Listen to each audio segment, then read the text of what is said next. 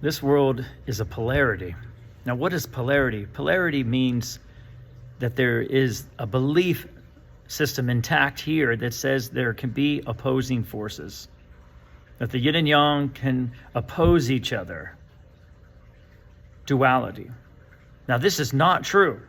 In reality, there's only one source. How can it oppose itself?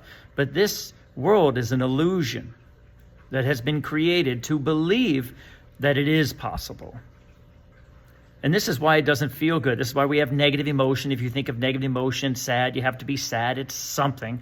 Insist against something else. And same thing with anger and fearful. I'm afraid of this. You see, there's an opposition going on there.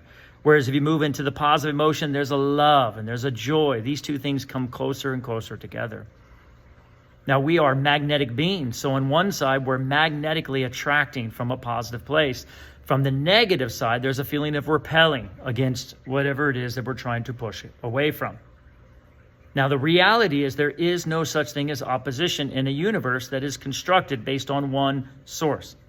So we have created the idea of two sources, good and evil, good and bad.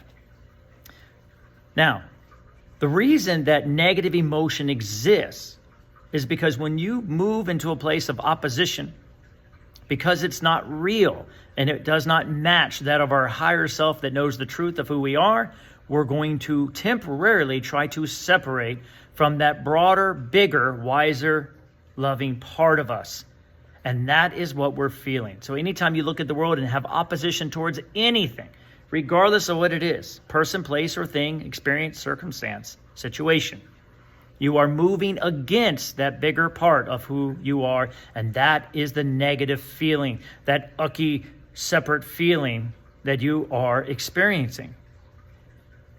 Now, with this truth understood, then you will see that the only choice we really have is to let go of opposition, to stop feeding the idea, the ridiculous idea that there could be two sources that are battling each other, that there could be light and dark, good and bad. I mean, within the light and dark, it's kind of really apparent because darkness cannot stand up to light.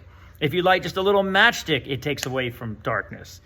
So it just consumes it. Why? Because the truth consumes illusion.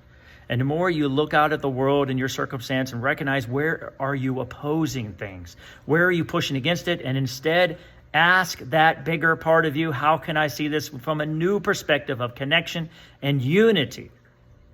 And it will come through and guide you into a place of peace and connection.